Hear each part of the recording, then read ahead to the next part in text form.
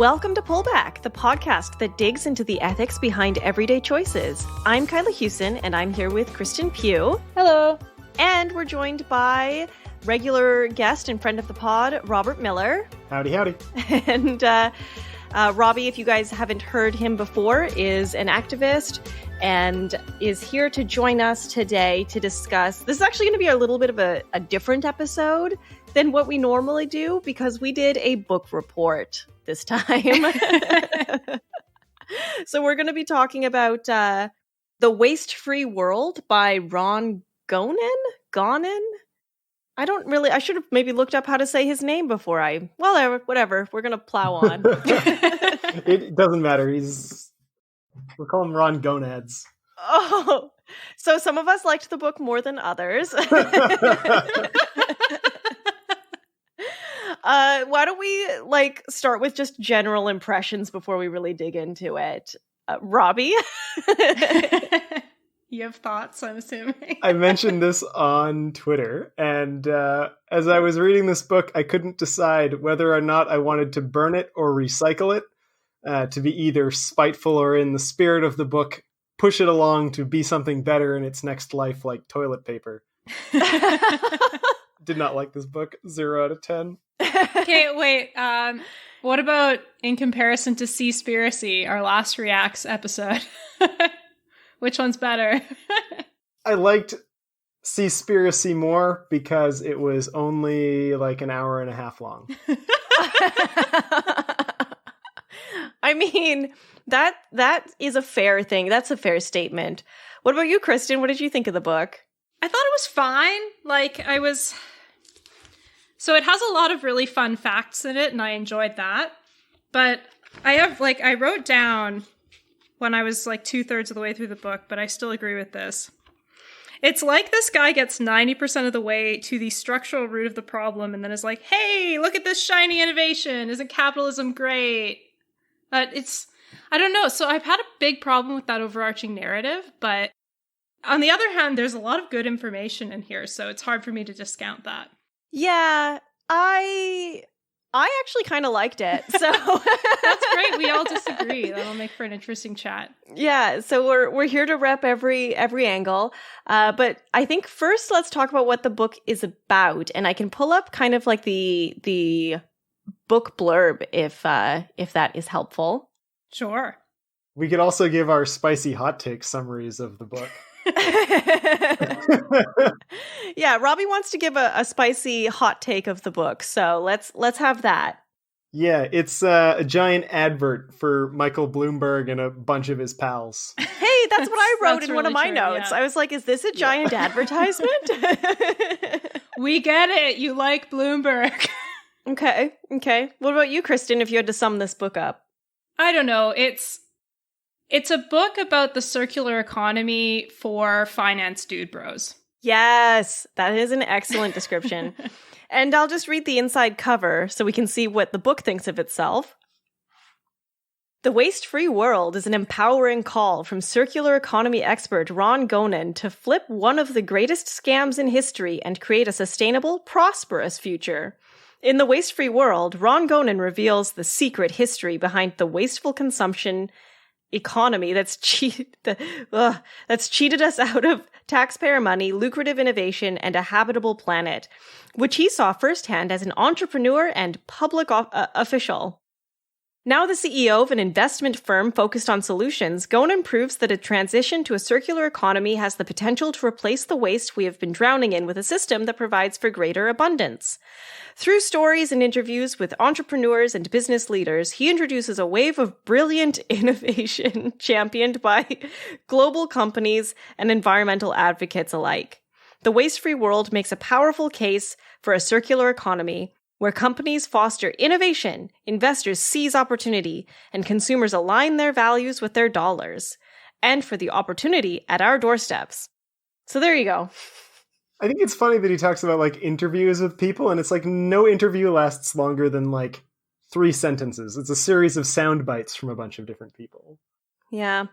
Well, I went through, so I actually read this book twice to get ready for this episode. Wow. So this is the most prepared I've ever been. Kyla, were you being literal when you said you had a book report? Because I thought that was a joke, but now I'm not sure. I mean, I'm going to be winging it, but I did put like a whole... I should send you guys a picture, but I did like put a whole bunch of like sticky notes on a bunch of pages, and I highlighted stuff everywhere. I got super into it last night because I read the book like I would normally read a book because I'm like a pretty slow reader. I like to absorb everything. And then I went through and I just like skimmed it so I could highlight the stuff that like popped out. So I am ready to go through this book section by section, but we don't have to do it that way. Actually, this made me check. I did like a Google Doc with all my notes on it. I just did the word count and it came out to 2,600 words. So I did actually write a book report on it. Jesus, guys, I just read the book.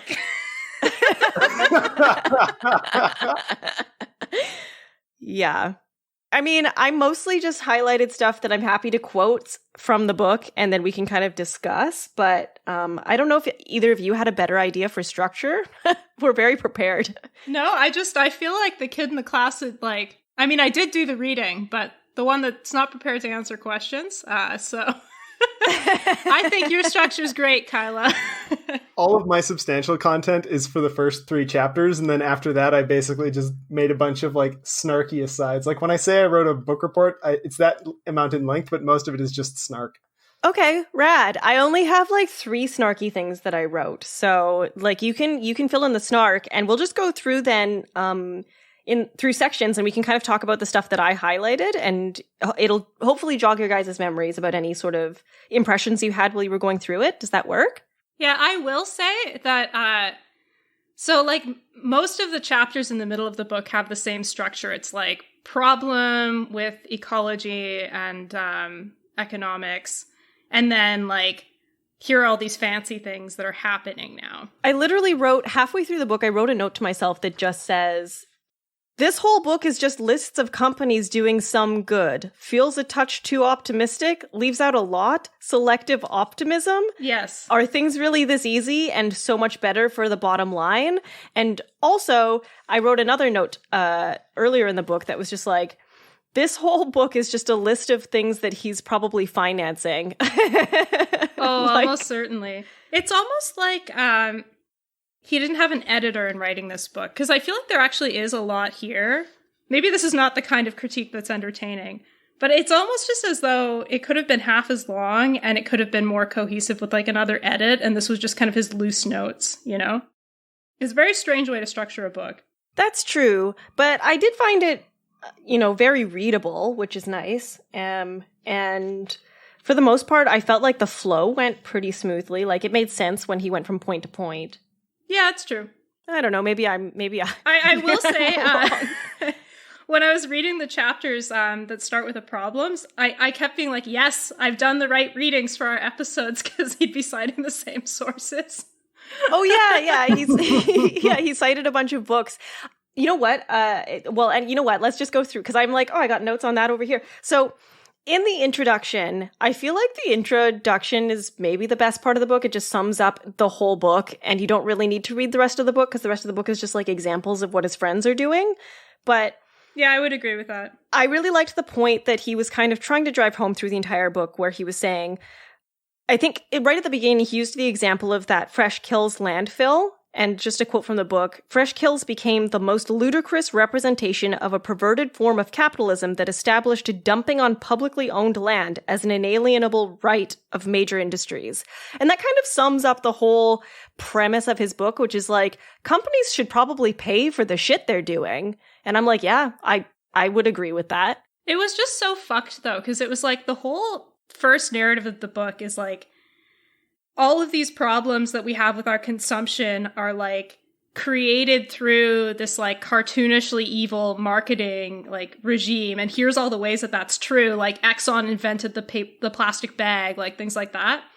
And then he like switches the narrative at the end, like to make it overly optimistic. And so I found that like Fresh Kills example at the beginning, I was like, that's nice, but like, you're actually talking about like a much rosier picture. You know what I mean? Yeah. I thought it was funny, Kristen, when you were like, I did all the readings for this book.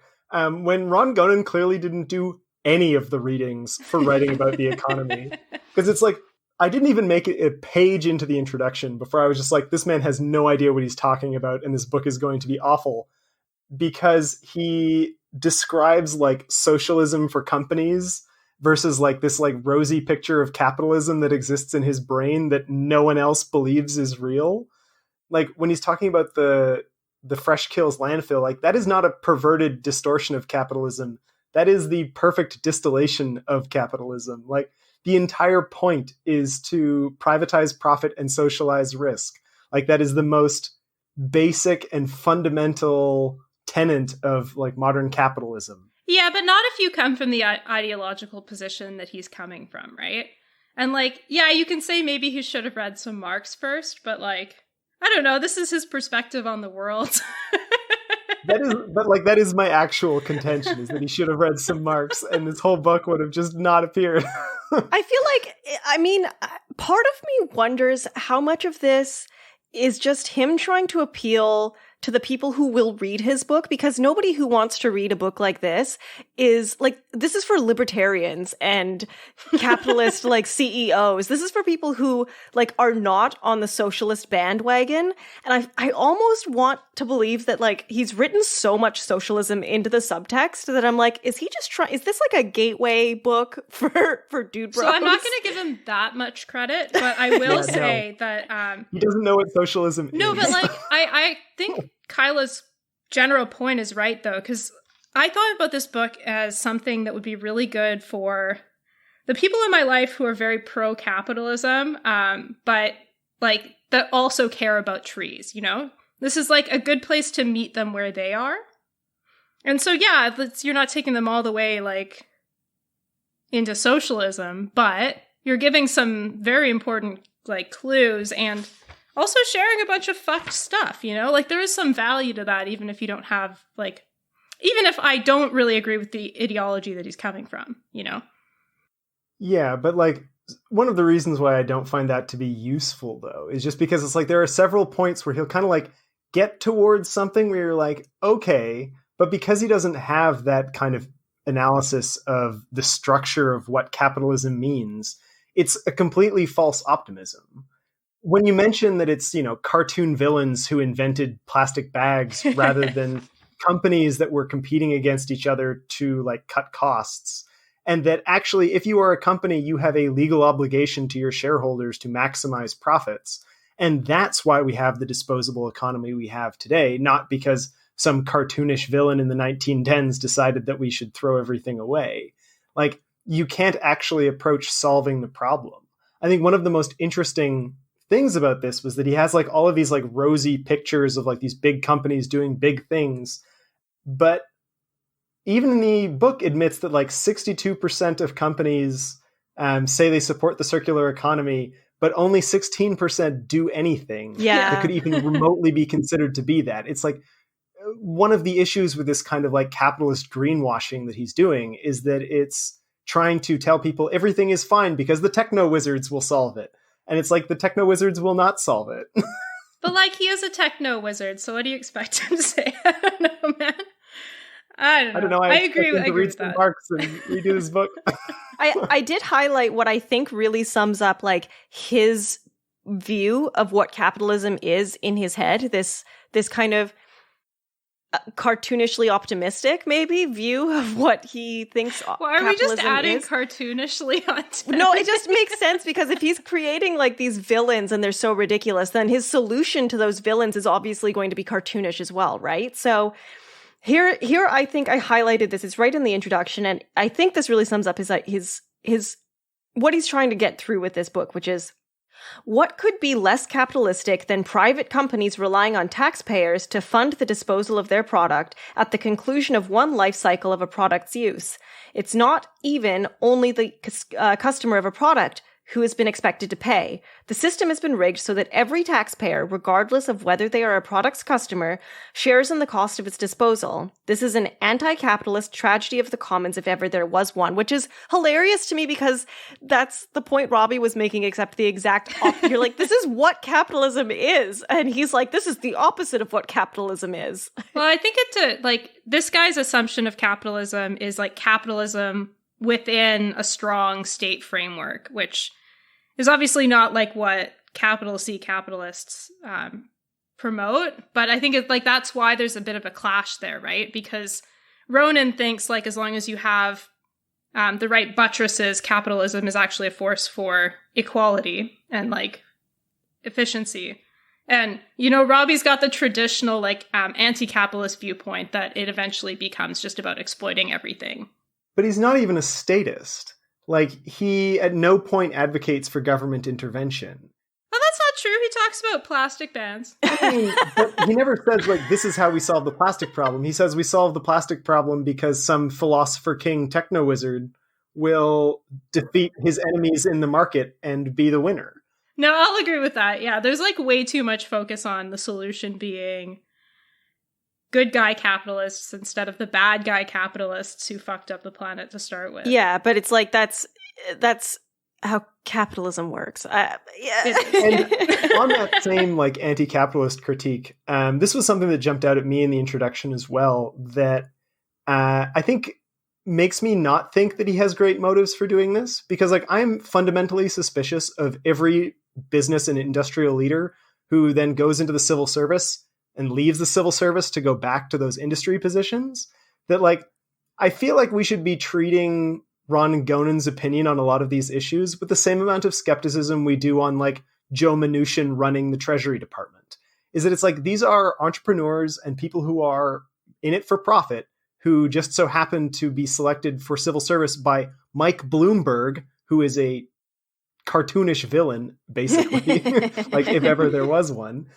And now he is leveraging his like experience in civil service to get civil service to pump huge amounts of money into companies that he is probably a part of.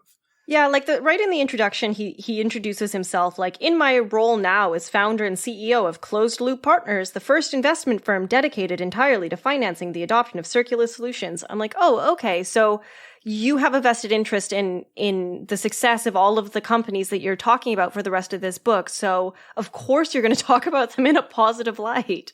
This is interesting because I didn't think about his life stories being like that cynically at all. I kind of thought of it as like this civil servant who, I mean, I don't know how he came to his position, but he clearly does know a lot about this stuff. One thing that I think we could all agree is that maybe there's not enough Marx in it, Robbie, but it is pretty well researched.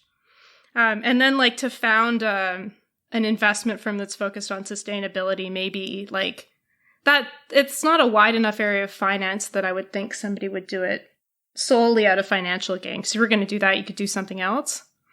But maybe I'm wrong. No, part of my skepticism was just like, oh, he wrote a book to kind of like push his investments. But I like that he's investing in green solutions. Like, I don't have a problem with that. I was just like, oh, this book is just a giant advertisement. No, it totally is. I don't know. Maybe it is the cynical perspective, because I found myself being very persuaded about it, like by it while you guys were talking, but that just wasn't my initial impression. I wonder.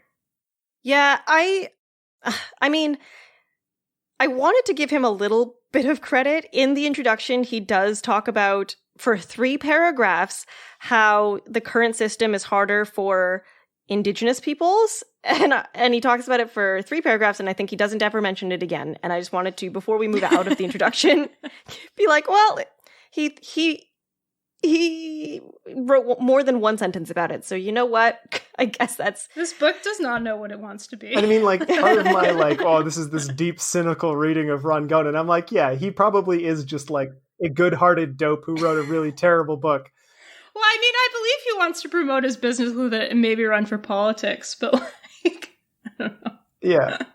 It's also one of those things where I'm just like, I loathe when people are like, capitalism is so rosy. And at one point, I think in chapter 1, I was just like talking about how it's like, this is great. We can all live in like Michael Bloomberg's capitalist utopia where everything is a circular economy. But if you're black or try to join a union, you go to jail. Like, great. Wonderful. I love that.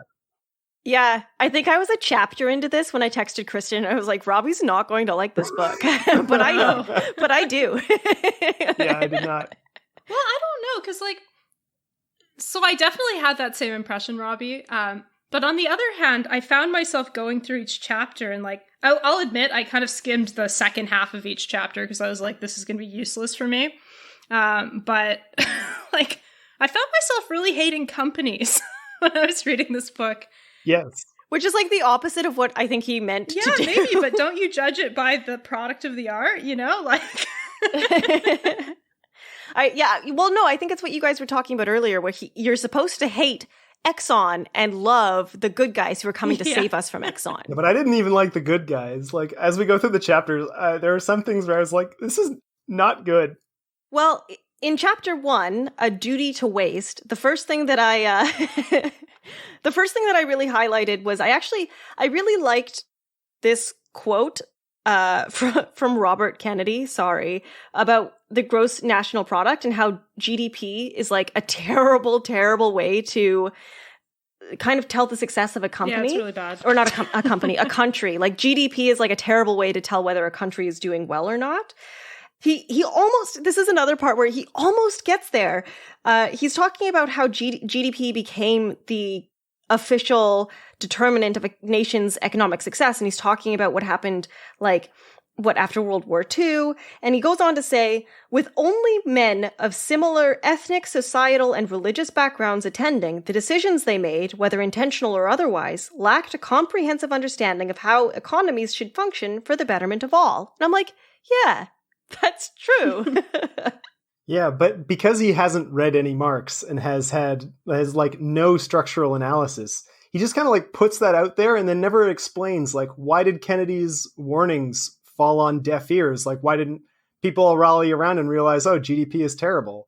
And it's because actually under capitalism, goods aren't evaluated based on their social benefits. They are only evaluated on their profit margins. I can't imagine that he didn't think of that, given that he's talking about fucking consumer engineering in some of these chapters. So I almost think that he didn't want to put the pieces together because it would turn off the readers of his book. Yeah. That's what I was saying. And also probably not sell his investment company. Yeah. Well, I'm going to go ahead and just read that Robert Kennedy quote then, just so that the listeners know. No, I was going to skip it, but just so that the listeners can understand where we're coming from here. So the quote goes, "Our gross national product counts air pollution and cigarettes advertising and ambulances to clear our highways of carnage. It counts special locks for our doors and the jails for the people who break them. It counts the destruction of the redwood and the loss of our natural wonder in chaotic sprawl. It does not include the beauty of our poetry or the strength of our marriages, the intelligence of our public debate or the integrity of our public officials.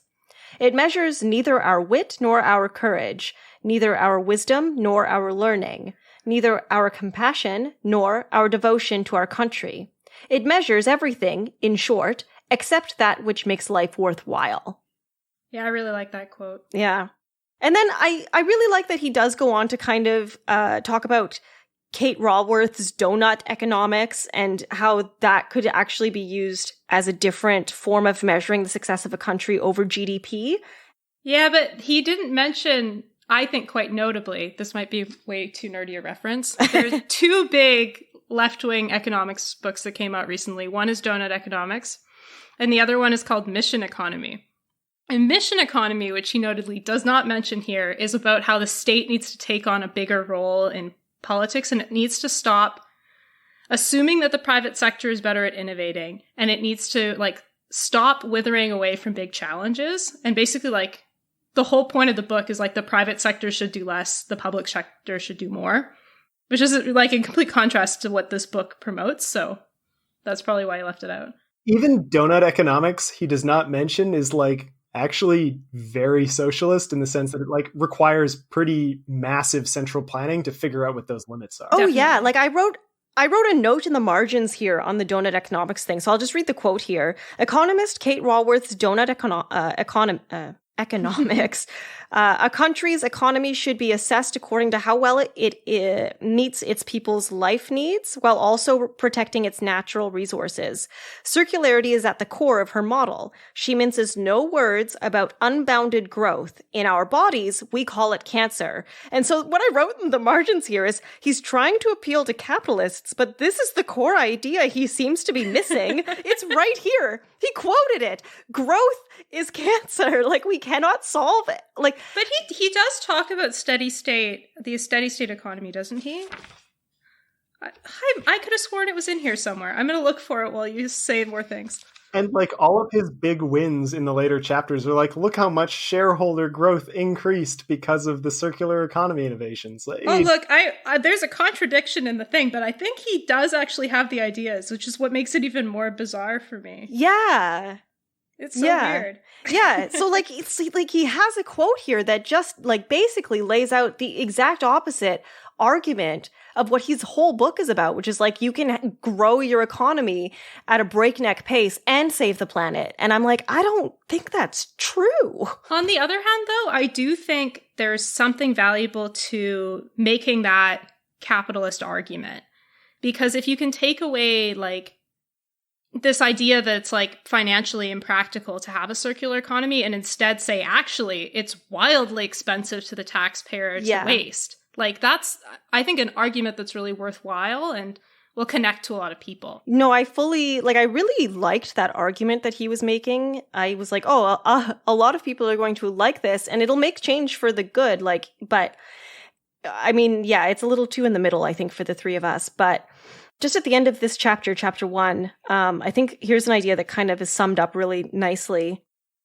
We've become a country in which many of the same business leaders who loudly caution about emerging socialism in America, destroying the individualism and self-determination that supposedly led them to their success, also figured out a way to be the first recipients of government funding for their businesses during the onset of COVID-19, only a decade after they required public funds to halt the imminent collapse of their companies. Authentic capitalism is a system designed to reward competition and merit. American capitalism has become a system that disproportionately rewards those who profess to be its adherents, but behind the scenes have become practiced at gaming the economy for their own benefit. And he actually starts the chapter with something that I think is really illustrative of how much he misses the point on this, which is talking about the Long Island Bottler Association, which was using the police to like basically make it a crime to hoard glass bottles because they wanted control over all of them. And he's like, that fact was so fucked up. Look at this wonderful anti-waste ethic of like authentic capitalism. And it's like, no, this is what capitalism also, like a very functional definition is that people with capital use their economic power to gain political power and bend the state to do their bidding and improve their profits. Like, this is literally a case where if you are economically important enough, you can use the police as your own personal security force to enforce whatever you want. And so it's like, even in these like seeds of anti-waste and like authentic capitalism, it's like, no, here's the thing you're missing that you would know if you read literally any other books. That is just like, no, this is what capitalism is. It is using economic power to get state power. That's why it's literally domination of society by capital owners. Capitalism. It's in the title. Before we move on to chapter 1 or chapter 2, there was also two other things that I really like noted in this chapter, which is that like he frequently just sort of like mentions very briefly the impacts that the world wars had on American consumption. And one of the things that is suspiciously not mentioned, I think, again, because he's an insufferable, like Bloomberg brown-noser and American exceptionalist, direct quote from my book report, is that like being anti-war and being a pacifist is a big part of being anti-waste. And like one of the ways that, you know, we could dramatically reduce how much waste is produced is, you know, not bombing people, because I can't think of anything that's more linear in terms of a take, make, and waste than munitions. That was something that I was just like, he keeps on mentioning the ways that wars affect our economy without mentioning, you know, that it is a massive wasteful endeavor. You've just got my brain now on what's the most eco-friendly weapon. Bullets. I think it might be nunchucks. Swords, maybe? Yeah, and the other thing that came in this chapter, which was also just me being like, wow, it should be illegal to publish a book that has like economy in the byline, even if you have not read any economic texts. Because he was talking about like overproduction as if it was this consequence of a mass delusion of the American economy. rather than a structural component of capitalism, which like Marx describes in a sentence, which is that if you have three companies vying for 100% of the market share, they're not going to split it evenly. Each company is going to produce 50% of market share in the hope that they win out against their competitors. As a result, you have 150% goods made for 100% market demand. Yeah, I don't know. Like, I think you're right. I don't disagree with that. But I also thought that, like, the narrative that sort of this disposable society was politically embedded as well, and it was like an ideological project. I think that can also be an important layer to telling the story, while we also acknowledge that capitalism itself breaks things, you know? Yeah, but it's just like, for me, it comes back to where did that ideology come from? Like, why was it in someone's interest to promote that ideology? It's not because they were a cartoonish villain who wanted to destroy the planet. It was because they were, you know, the guys producing 50% when they only needed to make 30. Yeah, totally. Okay, well, moving on to chapter 2, the disinformers. I didn't really write very much about this chapter other than I liked it. I liked the way that he kind of approached it, and it's just an exploration of all of the different tactics that big companies can use to spread misinformation. And I was like, I feel like this is old news. I don't know that we need to spend a ton of time on it, so I didn't really highlight very much here. I just highlighted the fact that oil and gas has been subsidized by taxpayers for more than a century, starting in the 1910s. They put the price tag at like $10.7 billion in 2019 for the US alone. The fossil fuel lobby has cried foul about socialistic subsidies to the solar and wind industries, which are estimated at about a fifth of those. So the subsidies for solar and wind industries are like a fifth of those that the fossil fuel industry welcomes every year. So that was like the one thing where I was like, fuck this. But that was all I really had for this chapter. I will say my probably most highlighted page in the entire book was the section on plastic denialism, because I actually really liked the way that he tore apart the whole "but paper bags are better for the environment" argument. A, it's not. B, it's not even the right comparison. Compare it to reusing bags. God. My notes for this chapter was actually like, it's not that bad as far as like a primer on corporate disinformation campaigns goes. You did a pretty good job. The one part that I was like, ugh, was that he spends like 10 pages, I think, wondering why the media doesn't give a fair shake to like environmental groups. And I was just like sitting there being like, how do you spend 10 pages just like asking these questions and then having no answer? It just kind of like leaves it as like, guess it's a mystery. It's like, isn't the answer that the media is owned by capitalists? Am I wrong? Yeah, of course it is. But it's also like, that was just a totally unnecessary thing to put in the book. Like, yeah, bro, edit. Come on. Yeah. So we can also add, he needs to read some Marx and then read some Chomsky. And read Stephen King's thing about killing your babies when you edit. And actually, the only thing that happened in this entire book that I highlighted as being like, oh, that was actually good. Like that was something that I liked. Was if I don't recycle it, how much will I have to pay to landfill it? Being the sort of like overarching question that we need to be asking about recycling and the waste-free economy. Yeah. You know what I really want? I want Ron Gonen to go back, and I want him to write me an entirely new book that is just him as the former head of sanitation telling me how expensive it is not to recycle. I would read the hell out of that book. That's like 90% of this book. He talks about it so much. No, I know, but like, he's got all this other shit that like makes the book worse. Just tell me that. Like, for a whole yeah, book. It's true. I did find it when he was talking about his own expertise. I was like, this is very interesting. Like when he was like, it's $300 million to recycle or to throw away like, what is it? Like the styrofoam packaging or something like that every year. I'm like, oh, wow, that is a lot of money. Yeah. The only challenge that I had with that kind of logic throughout this book goes back to my like extremely cynical reading of why he wrote this book, which is that it's like, okay, so you don't want to spend $300 million every year on, plastic production companies' disposal. instead you want us to spend $300 million a year on the companies that you support to make a like waste-free way of doing that. And it's also kind of vulnerable to the idea that, because with plastic recycling, for instance, like what happens if actually it is just more expensive to recycle plastic than to always produce new virgin plastic? Like, what if he's just wrong? Yeah, he doesn't.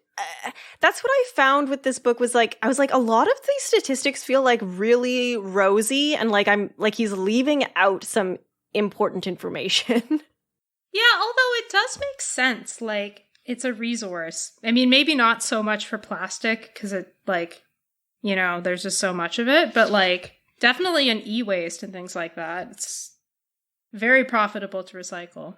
Yeah, like it was my only one contention. The more that I thought about that, like I really liked how he framed that sort of like cost benefit analysis around recycling, is that I was like, but what if he's just wrong? No, it's true. It's like the same problem that, so for a really long time, homelessness activists were not making any progress in getting like a housing first approach, which is an approach where you basically just give people housing. It's like a right to housing, basically. But they weren't making progress in getting that argument because they couldn't get people to care about the intrinsic issue. And so instead, they tried to make this argument that it's actually way cheaper to just house people, which it turns out is like really true. But like, yeah, that's really risky because what if you do other analyses and it turns out it's not true? Then your whole argument is shot because you've not been making this human rights argument. And like, in the second case, like, even if you do make that argument, like, you're still eroding the rights of people. So, like, I feel like that's really analogous to the argument that's being made in this book, you know? Yeah. Are you guys ready for chapter 3? Yeah. Sure. Oh, fantastic. Circularity innovators forge ahead, which that's a lot. That's a big title for chapter 3. Was anybody else playing an innovation drinking game when they were doing this? Just kidding, you would have died. You would have died. Yeah, this chapter was interesting for me just because like it talks a lot about biomimicry and learning from nature. But one of the things that like for me is very core to that is social ecology and Murray Bookchin and all of these other like, I can't do a podcast without mentioning Murray Bookchin. Physically incapable. We're almost 40 minutes in though, so you know what? Yeah, kudos. I waited a while. Gonen spends like a lot of time talking about like things being natural and in a way that like is very strongly refuted by Bookchin in the sense that like we have always used nature as a kind of mirror for our own social interactions. And we imprint on nature our own sort of like social ways of seeing the world in the day-to-day. And Gonen does this really like aggressively, where he's talking about like the financialization of nature and viewing all of nature as an industrial process or a spaceship and this kind of stuff. And it's like, the reality is Earth is not a spaceship. It is a planet. Like it is not an economy. It is a natural world. And the more that we imprint our sort of like social understandings of nature onto nature, the more we actually miss the boat. Like beavers don't build dams to provide ecosystem services. They build dams to live in. And to flood surrounding communities. And so it's just like, if you read more about ecology, and especially like ecology viewed through that social lens, a lot of the arguments that he makes around biomimicry really don't hold up as well. Like it's also, again, because he has no actual like capitalist knowledge of capitalism, not just anti-capitalist critiques, but like capital is not meaningful unless someone is profiting on it. Like no matter how much you value a tree, unless you can turn that tree into profit, it is irrelevant to capital. Yeah, but like market fundamentalists would say, so then you price in the value of a tree and people make contracts. Yeah. But Gonen isn't even a market fundamentalist. Like he just leaves how we're going to do that. And the reality is it's going to have to be not Mike Bloomberg and a bunch of friendly capitalists who decide to value it that way. It's only going to be protected if like either a state or, you know, direct action groups make them value it that way. This was just me being like, all of his arguments are hollow and nonsense. Blah. Well, I do have one thing that I really liked from this chapter, which is it has nothing to do with any of his arguments and probably should have been left out of the book, but I liked the part where he was talking about a portrait of a pale blue dot because I like space stuff and I'm a sucker for that. So I just highlighted this quote that I really liked. Anders hurriedly captured a photo known as Earthrise, which is said to have had a transformative effect on humanity's consciousness of how finite Earth's precious resources are. As Robert Kurson wrote in his account of the mission, Rocket Men, the astronauts had come all this way to discover the moon, but they had discovered the Earth. Which would be great, except that, as Robbie has pointed out ruthlessly, capitalists didn't seem to get that memo. Also, the Earthrise photo, like, every fucking climate writer writes about it at some point, and he could have done it more beautifully. I know. I thought it was hilarious that he put it in there at all. I was like, I like it, but also, what is this doing here? It's like, is this guy just regurgitating, like, a review of the literature on, like, fucking environment and climate? He's just throwing books in here. He's got no point of view. I don't know. Yeah, needed an editor. Yeah. One of the other very funny moments from chapter 3 was that it was very weird for me to see McKinsey cited in a positive light. Like, usually whenever I see someone citing McKinsey, it's for something criminal they've done. What did he cite McKinsey for? I missed that.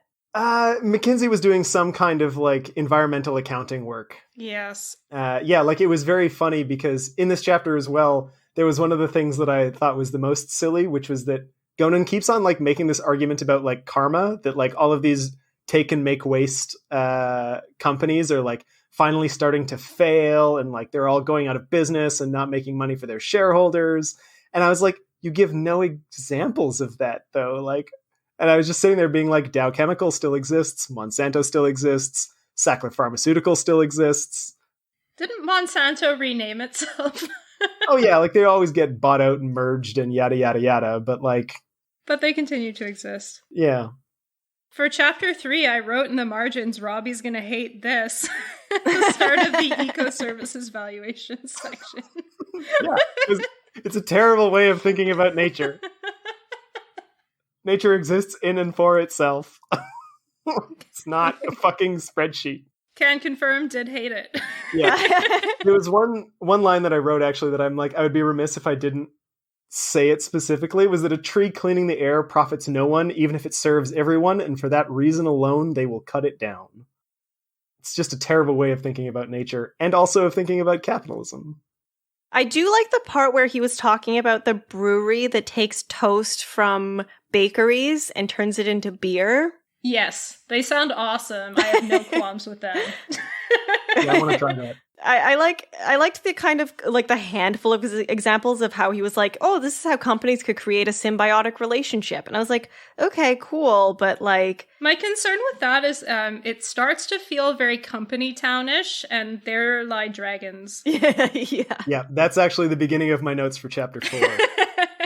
Oh, I have another thing that I highlighted here. It says, changing industrial processes so that they actually replenish and magnify stock of natural capital can prove especially profitable. And then I wrote in the margins, for example, the Onceler in the Lorax has nothing to sell when he's chopped down all of his truffle trees. You see, this is what I mean. He's just taking every single thing from, like, climate culture and making sure he references it in this book. Yeah. Apparently my favorite fact is in this chapter. I put a little sticky note here. What is this? Oh. The cost of the decimation of pollinators is subsequently being paid by many farmers who must dish out rental fees to bee cultivators to make use of their colonies. And inevitably, the costs of so much other environmental damage are being paid by the taxpayers, whether for cleanup operations, water filtration and desalination plants, fishery restocking, and so many other conservation and restoration measures. So that's the true cost accounting that Robbie hates. But I don't know, like... I mean, it's as easy as making companies pay taxes, no? Yeah. Yeah. Also, like, there's this part where he's like, bath tissue made from 100% recycled fiber had to be priced higher than that of competing brands because the competitors were benefiting from tax breaks of about $1 billion a year on the sale of virgin timber. Like, what? Is that a thing? Like, fuck that. I know. I really wish he'd taken all of these facts and made this into a book about how the system's actually quite rigged. Yeah. Like, I just, in the margins, I wrote, fuck this. But the key is that he wants it to be rigged in favor of his companies. Yeah. He says not only were the competitors not paying true market price for raw material, they weren't paying their share of the costs of Forest Service's depletion either. And I'm like, yeah, that makes sense. But you're right. Like, he doesn't want that to stop necessarily. He just wants it to. But I think like the sustainable finance like culture really sees itself as being this like white knight that's going to save the world through the wonder of investments. So like, I don't know. I just think this is a really perfect embodiment of that culture. Yeah, and I hate it. Well, I mean, it was either this or Bill Gates's book, and I really didn't want to read like another famous billionaire's. I was going to try to sell like you on Mark Carney's book, but it's like 600 pages. At 215 pages, this one was already a bit of a slog. Yeah, 215 pages, double spaced. I mean, I did read it twice, so maybe that's on me. Shall we move into chapter 4? Yeah. Chapter 4, Greener Grocery. We kind of we did that like brief prelude of there be dragons when we start looking too deeply into like the eco parks and stuff. Because he glows about Pratt cardboard boxes. And I was sitting there being like, okay, so they own all of the inputs and all of the outputs of their company. We have a term for that. It's called vertical integration. It produces monopolies. And I was just like, this really goes to show that like, this is the reason why capitalism will not save us, because the, circular economy is just a bunch of big monopolies. So I will say, I totally agree with that. But also this chapter had one of my favorite fun facts in the book. Oh, was it the rats? Because that was what I was going to talk about too. No, but fucking remind me about the rats. I don't remember that part. No, you do your fun fact first, and then I'll talk about the rats. Well, I mean, it's probably not as fun as rats, but is the fact that the paper cup was invented in 1907, but it was like really hard to get people to use it because they would just use common cups. And that it was actually the 1918 pandemic that changed people's minds. And I got real, flashbacks to not being able to use reusable cups. He even has, there's, 2 pictures in this entire book, and one of them is a picture of a child, taking a cup from a Grim Reaper during the pandemic to try and, people fucking throwing trash in the air and looking pleased. Yeah. I'm like, why put pictures at all? Again, editor. I mean, I liked it. I really liked both of those images, so I no complaints, just kind of felt weird and out of place. Okay, but let's talk about the rats part, because again, talking about out of place and not really making a lot of... Okay, so he's trying to get, green bins out for people in New York so that people will, not throw their trash into the trash and throw it into the compost instead. So he says, one policy I knew would align all groups, reduce the city's rat population. Of course, separating our food waste from our trash so it can be composted and turned into soil nutrients, or used to make clean energy through anaerobic digestion, shout out to one of our old episodes, should be appealing on its own merits. Not to mention that it reduces landfill disposal fees. But I knew that demonstrating that the collection program would cut the number of rats scurrying around sidewalks and subway tracks would inspire unanimous approval, which is just I mean, that's a policymaker point of view, really. He's like, how can I trick people into doing what's best for them? Also, this fact that I'm sure we've probably mentioned this in a previous episode, but the average American throws out a pound of food or 1,250 calories a day. And I'm like, oh, that's as many calories as I need to survive. Yeah, this chapter is also where I got the inspiration for, it's chapter 5, where I got the inspiration for our upcoming Freegan episode that we're going to do. Oh, yeah. And for sure we'll be able to do it in Vancouver, so. Yeah, that's the plan. Yeah, it's going to be great. Also, one up for Alberta. Rat-free, baby! Are you still rat-free? Because I've heard that, like, you guys have rats now. Look, it's the one part of the Alberta government that's always functioning. Yeah, I kind of expected the rat story to make me vomit because I'd kind of forgotten, which actually reminds me of something that did almost make me vomit in chapter 4, which was when he talked about paper cups as a sustainability moonshot. And I almost vomited. I was like, this is the dumbest shit I've ever seen written in a book. Yeah, the solutions are oftentimes a problem. Yeah. But I mostly just skimmed those sections because I found them boring. Yes. One of the solutions as well, I mentioned the Pratt cardboard box monopoly as one like very bad externality of this system. The other one was Recup from Germany, which is basically becoming like a coffee cup lord because you are renting your coffee cups from this company. And I was just like, what? Yeah, it felt very weird to literally be like, yeah, we're going to have landlords, but instead of land, it's going to be your reusable coffee cup. I was like, God damn it. I hate capitalism so much. Just rent extraction everywhere. Just imagine if you would need cup repairs, how hard it's going to be to get it on those landlords.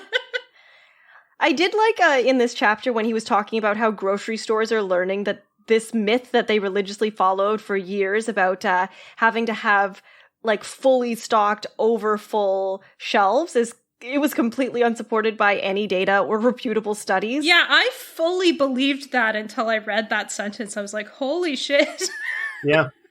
Yeah. He's like, oh, like when grocery stores stop just throwing away 2% of their food every day, they save money. And I'm like, well, no shit. I don't know why that never occurred to me. Oh, I'm such a corporate shill. I know. I've been brainwashed. And then I actually really liked in this chapter, because I've been reading a lot more and listening to a lot more podcasts talking about regenerative farming. So I kind of liked that he talked about regenerative farming in this chapter. Oh, yeah, this is the section where it was like, actually, it was lobbyists that are the reason everybody knows Norman Borlaug's name, but not this other fucking organics guy that was doing more promising research around the same time. Yeah. We could have been organic always. Yeah, because he talks about pesticides a lot in this chapter. I don't know. I found this chapter kind of boring, but I do always love regenerative farming plug. So everyone who doesn't know more about it should go right now and look it up, or listen to the podcast How to Save a Planet. Always happy to plug them. We've actually strayed into chapter 5. This was actually chapter 5. So. Oh, I'm sorry. Yeah, that's okay. It flowed very naturally from green grocery bags to actually like green food stuff. Oh, well then we've been in that chapter for a long time, you guys. This was a chapter where I was like, these all seem cherry picked, like, because I remember I've seen studies that directly contradict a lot of the claims that he's made in this one. In terms of like the relative yields of organic farming, like there are very comprehensive studies that show that organic works really well in a very narrow band of areas. And outside of those, it has dramatically lower yield than so-called like industrial or conventional farming. I think that has been like, they're starting to disprove that. And the finding is basically that, like, if you look over a longer time horizon, it does better. But maybe, definitely the picture he painted seemed quite rosy from what I have heard about organic farms. There was another one that really, like, irked me when he was talking about the Beyond Burger. And it was just, like, completely opposite of every study that I've seen on the Beyond Burger. And also one of those things where it's just like, he is not a scientist. He is not someone who actually knows how to read and talk about scientific information, because he cites a study literally from the company that might as well have been like a press release.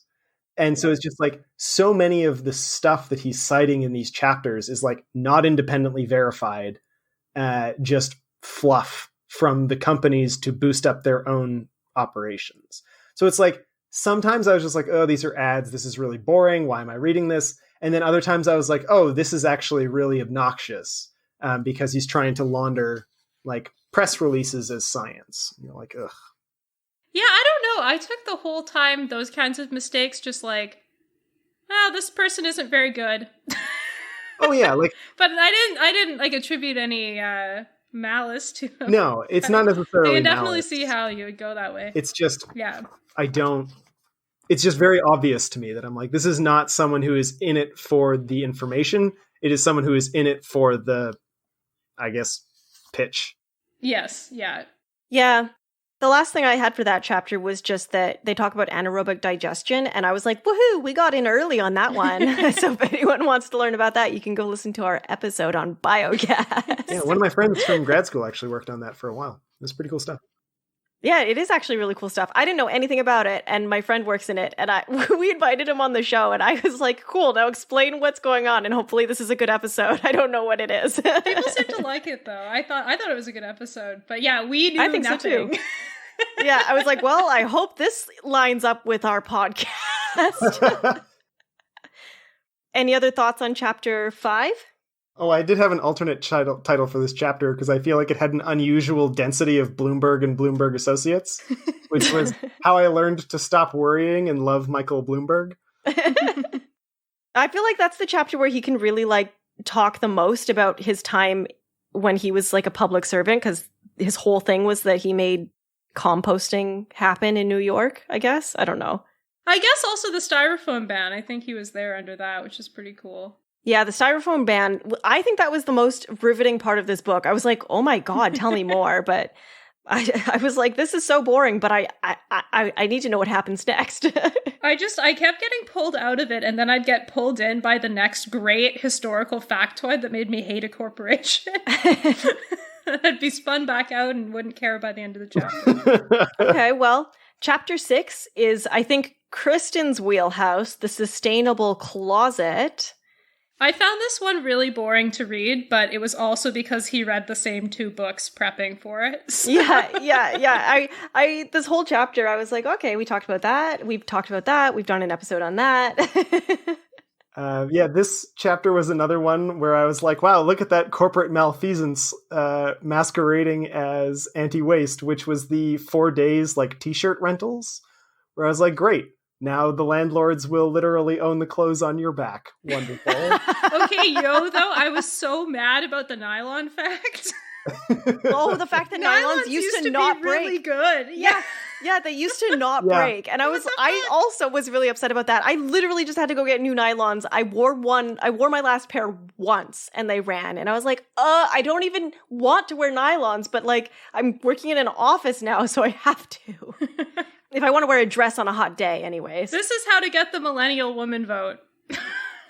Make nylons better again. I did have one more thing to add to the t-shirt recycling, though, which is that, again, one of the reasons why I was so disappointed with Gonen's like hyper-capitalist utopia is that actually provides like a really great example of how we could do clothing libraries.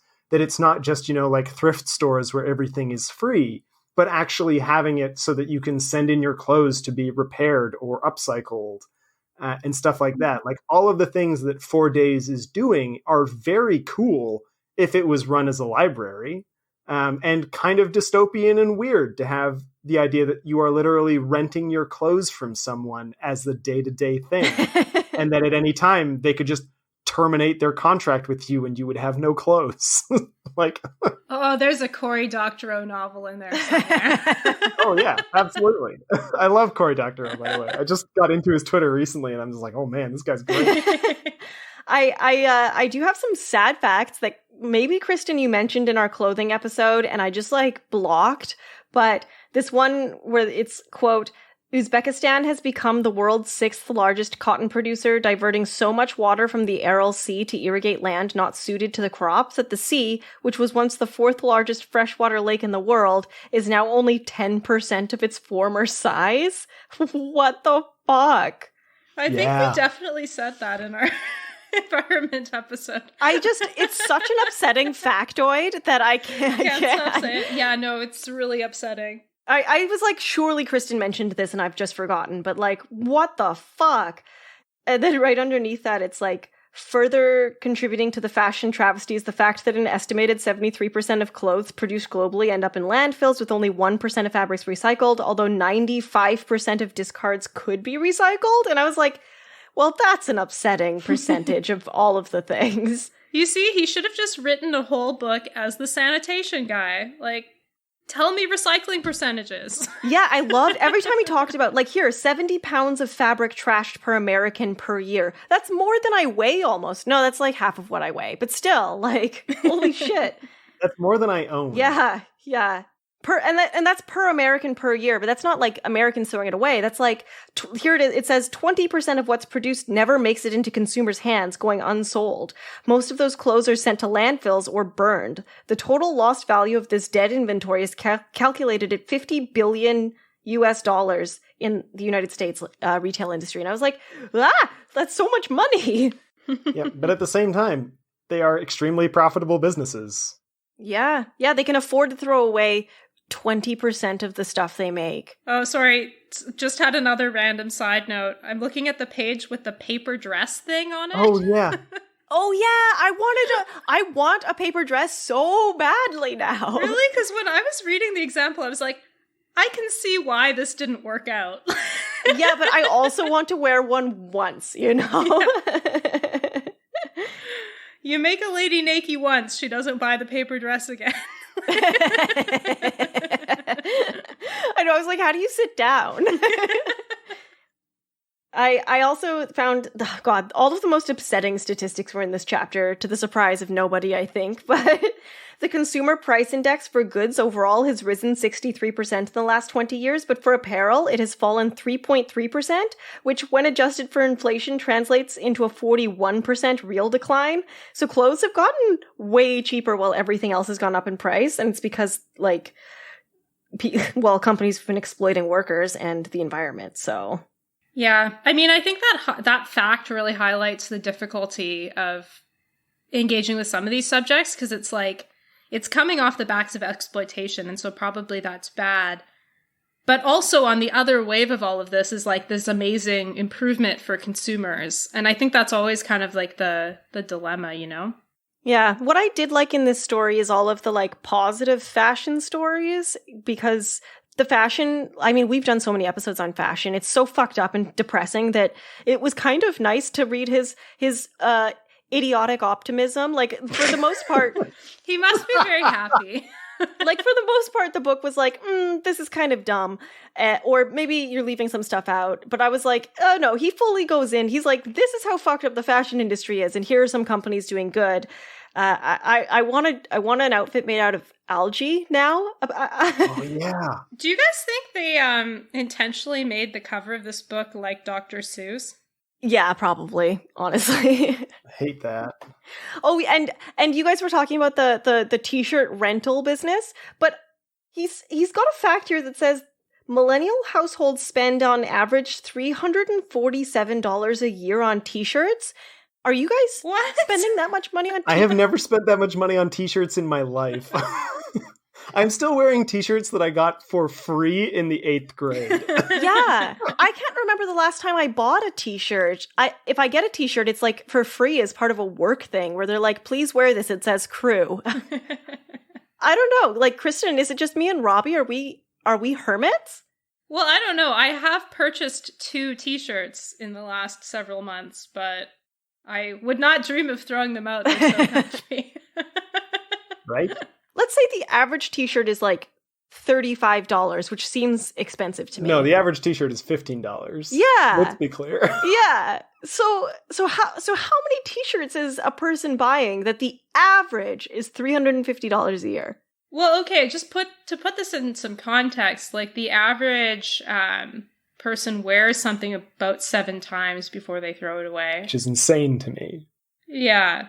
It's pretty nuts. Yeah, I guess this panel of 3 is maybe not the best. It does still seem like a lot, though. Yeah, like, I know we're not the perfect representation of the average millennial, but that seems wrong to me. I don't know. I think I did know someone in university who did treat t-shirts as, like, single-use disposable items. What? because he'd mathed out that it cost him more to buy new t-shirts than it did to just do laundry less. Because he was buying them from like Alibaba in packs of 50. I think that might be the most like upsetting $30. thing I've ever heard. Yeah. He thought he was very clever, and I was just like, it's weird, man. It's not hard to do your laundry. Like, I know you're a 19-year-old boy, but like, come on. Gross. So there are people out there, but I still don't think he would have been spending $350 a year. I think he'd math it out to be spending like 50 cents a day on t-shirts. I feel like this book would really appeal to this guy. Who knows? Maybe he'll listen to this podcast. I hate everything about that story. Anything else to add? Sorry for roasting you, bud. We didn't say their name. Anything else to add on chapter 6? No, I'd already flipped over to chapter 7, so I think I'm done. I've got one word for you, Benjamin. Can someone explain that to me? Like, why is the title? I've read this book twice, and I don't know why that is the title of this chapter. It's probably a reference that we just don't get. Yeah. It must be... I don't know, do you think it's Benjamin Franklin? Like, is it old school American? What is this chapter about? I forget. It's about plastic. Oh, so maybe it is like the dollar? Yeah, I don't know.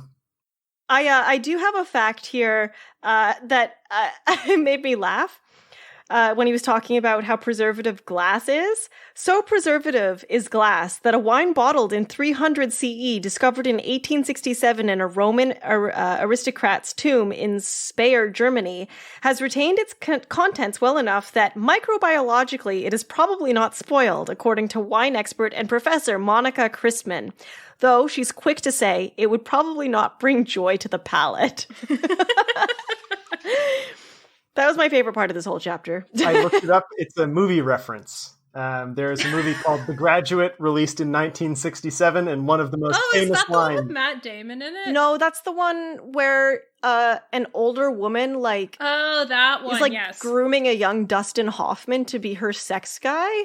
And apparently one of the lines is, "I've got one word for you, Benjamin.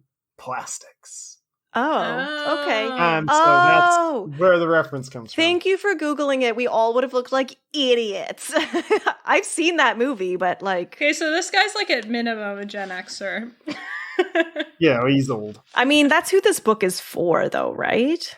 No, I think it's for millennial finance dude bros. Yeah. I truly do. Yeah.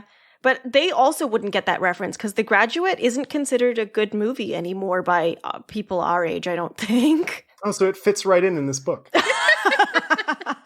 got to invite you on these reacts all the time because you always hate whatever we give you. Robbie can pick the next one. Just invite me on to suffer. So I was starting to get pretty lazy in the back half of the book here. I think you guys were too. I didn't really have anything else to say on the plastics chapter. We've covered it all pretty thoroughly, and he didn't have anything to add that I found either interesting or, like it was okay. This chapter made me wonder, because I have never sorted my glass by color. And fuck, has it all been thrown out? Or do we have like a solution to that problem in our facilities? I also was wondering that. And I think when we eventually do a recycling episode, our challenge will just have to be that we have to go visit a recycling center. Absolutely. Edmonton does, I think, but that's because almost all of our recycling is manually sorted anyways. Yeah, I think that's true most places in Canada. Like, I know that when I go to the recycling depot down the road, like, they sort it manually, Okay, so chapter 8, anyone? Yeah, chapter 8, alternative title for this chapter. The slave emeralds in our hands, because fuck Elon Musk. I know, I wrote when Elon Musk came up, of course this guy's an Elon Musk stan. Yeah, he does like Elon Musk, and that did make me think less of him as an author. I was like, I was kind of on board with this book, but then he was like, Elon Musk is a genius. And I'm like, oh, gross. Yeah. My question from this chapter was, has Ron Gonen met a rich asshole he hasn't tried to shove his nose into? Oh, yikes. Do not like Elon Musk, in case it's not obvious. Oh, man. So chapter 8, gold mines in our hands. And all I wrote here on the chapter heading page was, wow, we've done episodes on this whole book. I know, right? Maybe that's where he got most of his information from, Kristen. Maybe he ripped us off. No, I think this just shows that, like, we're talking about the right stuff, because we're doing all this content, and then we're throwing in some nice anti-capitalist spins, you know? I did really like this chapter, though, honestly. Like, I liked the way that he kind of approached this one, and just the talking about how terrible mining is. Yeah, and he did a good job of talking about e-waste as well. Yeah, I found this chapter perfectly serviceable but unremarkable. Again, yeah, I'm pretty sure everything in this chapter was stuff that I already knew. I was like, okay. He does talk a little bit about carbon negative concrete, which is... It's the next chapter. Oh, sorry. Then I guess we're on the next chapter.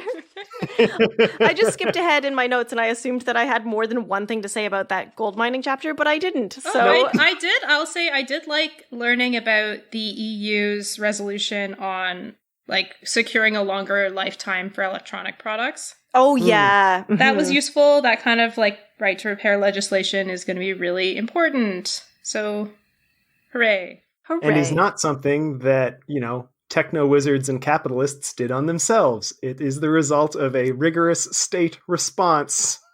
Yeah. Put that out there. Yeah, another perfect example of this guy kind of missing the point of his own book. Yep. Just putting in every possible example that he can think of, even when they are actively against his thesis. Perhaps especially. Okay, chapter 9, Building to Heal. Now, this is where I actually wrote the note, favorite chapter, ? So this is the one where he was talking about, like, all of the different ways that you can use building materials, like cement, or even just, like, the way that a house is built to improve the energy efficiency of our buildings and the livability of the cities we live in. Yeah, it's like one of the top emission sources in Canada. Yeah, and also like one of the ones, maybe because we haven't done an episode on like concrete or construction, but this is like the one I knew the least about, and I thought it was really interesting because he offered some pretty interesting examples of like solutions, and I think here is kind of where I was a little bit more on board because he brought up the point that like, well, China's developing so much and is likely to develop a certain amount in the next like few decades. It's just how it's going to probably be. So if countries continue to develop, not just China, like we're developing too, especially yikes, as climate refugees start coming over and our population begins to grow, we're going to be building more buildings. I really liked the idea of like a carbon negative concrete and the way that like a lot of people are innovating to come up with new and more earth-friendly building materials. Yeah, I thought this chapter was interesting, but it also contained possibly the stupidest thing that he wrote in the entire book. Which was a very beautiful dichotomy, because I was like, oh man, I'm actually kind of enjoying this chapter. Like, I'm learning some new stuff about carbon negative concrete. And then he just like throws in that it's like, how did the Egyptians build the pyramids? We don't even know. And I was like, oh my God. It's just like, why does someone get to write a book when they know so little about things that they put into the book? Oh, I do have a section here where I wrote in the margins, fuck Reagan. So let's see here. I mean, evergreen statement, but... I know. Fuck that guy. No, so this is the part where he's talking about how houses can be designed in such a way that you don't even necessarily need air conditioning because they're like built on a slant or whatever. I'm not going to get into that, but the quote that I've highlighted here is, despite reducing energy use by as much as 75%, most houses built in the US, even in the Sunbelt states, don't make any economic use of the sun's energy. There's a stubbornly persistent myth that overheating in summer is common. This is propagandistic deception by big oil. Today, there can be no doubt that the technology is superb, with much learned about siting of buildings, optimal materials for absorbing heat during the day and releasing it at night, and best placement of ventilation to lower or eliminate the need for heating and air conditioning. The IPCC identifies reducing use of refrigerants as the number one action for addressing climate change, so it's becoming all the more urgent as more of the developing world adopts air conditioners and as temperatures rise. So this was all like, this is like this was all part of like this media coverage that happened during the Reagan administration, where they were like, they built the early passive houses and Big Oil was like, no, they don't work. And Reagan didn't do anything about it. And everyone still kind of believes that falsehood. Classic. And that's all I have for that chapter. There was also one thing that, again, was one of those things where I was like, oh man, Gonen brought this up and it would be such an awesome opportunity for him to talk about some of the sort of structural problems with things. But of course, he never does that because he doesn't do that. Was like looking at lead brain, which is something that they introduced in the chapter, which is basically that the LEED certification, which was fairly like gold standard project for creating environmentally sustainable buildings, stopped being like a particularly strong system of qualifications and kind of became like check boxes for engineers, which was a phenomenon they called lead brain. That was basically like, okay, people are, checking off the boxes, but they're not actually thinking about sustainability or trying to innovate or do anything new. They're just checking boxes. And I was like, you could have explained why is that a problem? Why does that happen? And one of the reasons why it happens is because they are looking to maximize profits. And so many of these like eco labels are marketing schemes and marketing ploys. And it's entirely sensible for companies to think, oh, we can charge a markup if we check a couple of boxes so that we can use this like eco label to sell our products at a higher price. That's why lead brain happens. That's why capitalism is not going to be the answer for sustainable solutions, because no matter how many beautiful guidelines you create and incentive structures you build, the bottom line is going to make the decision at the end of the day, and the bottom line is going to decide that your eco label is a marketing scam.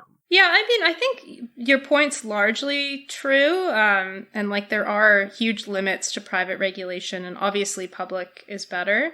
But there are some eco labels that do better, and one of the things that I would say is really important in that is if you have a governance structure that mixes like business and like civil society in some way. So you've got the like environmental or community-based perspective that's wielding at least equal power to the marketing voices.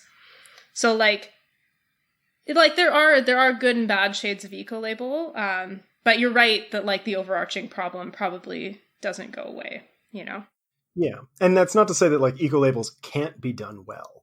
But like it's even one of the things, because he warns about greenwashing quite often in the book, but never talks about how it happens. And that would have been really, I think, helpful for a lot of readers who aren't as well versed as we are. If he had taken some time to explain, like, how does a label get greenwashed? How does lead brain happen? Yeah, but he's not going to do that because he's a sustainable finance dude, bro. Exactly.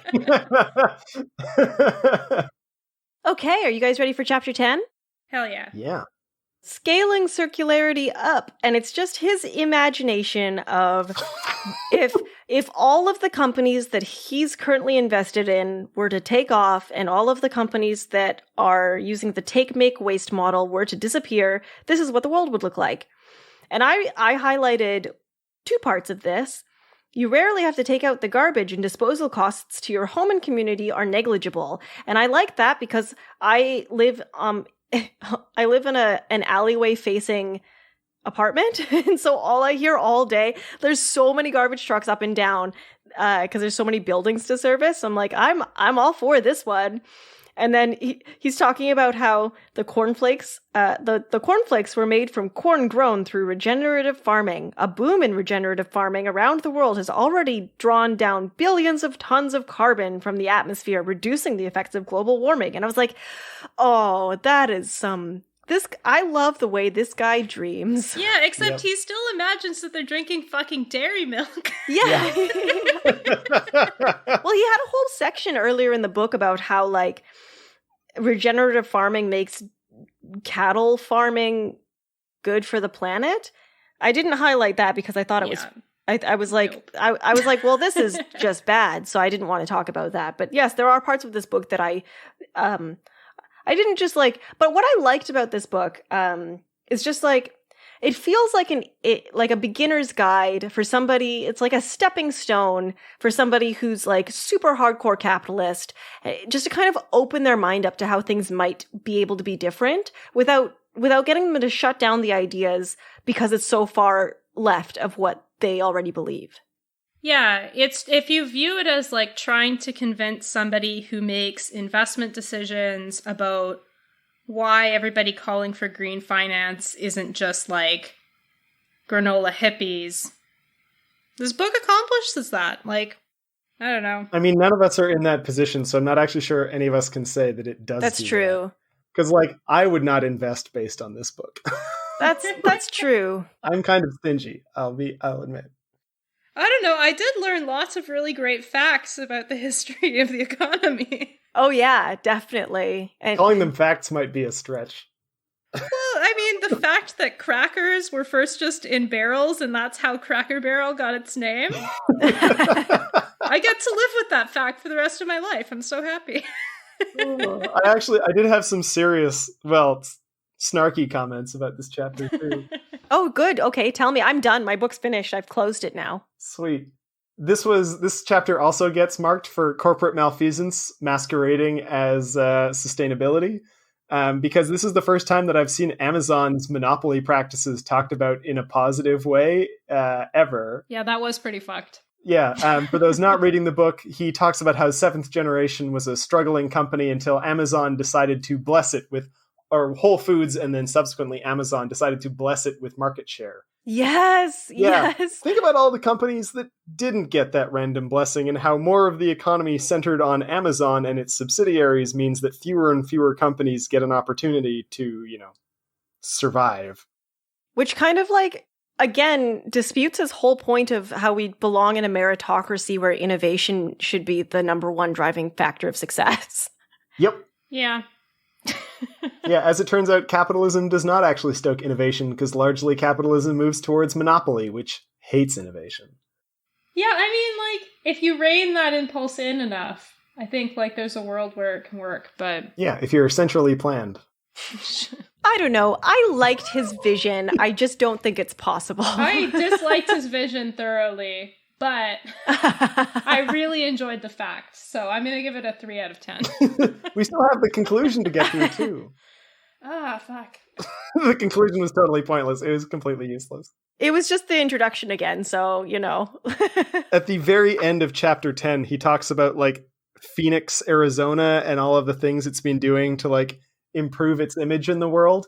And honestly, I don't care. No matter what you tell me, Phoenix is a monument to human hubris. There's nothing that will ever change that in my mind. Don't they have a good sports team? I don't follow the sports. No, I have no idea. To our listeners in Phoenix, you can let us know if you have a good sports team at Pullback Podcast on Twitter. And we don't want to hear from you on any other subject. You know what? I'm going to come out in favor of Phoenix. And my reason is that Arizona would not be blue without them. Sure. Go Phoenix. Nice. Any final thoughts, or shall we wrap this one up? Our little book report project. I was shocked that Michael Bloomberg was not in the acknowledgements. And that he didn't write a foreword. What a fucking diss. Yeah, right? I was like, with the amount of time that Ron Gonen spent just brown-nosing for his old boss, which to me is the only politically coherent way to think about this book, is that attributing it to him trying to bilk people into investing in his companies is a little bit too cynical, I think, probably. But Ron Gonen's entire political imagination being Michael Bloomberg is a good guy and I should listen to Michael Bloomberg actually seems kind of plausible. So would we recommend others to read this? No. Okay. It depends who. Yeah. I don't know. I think there is something that some people can get out of it. I would say anybody that's been listening to this podcast for any amount of time does not need it. We're better. We're better than this book. Yeah. We did the same research as this guy.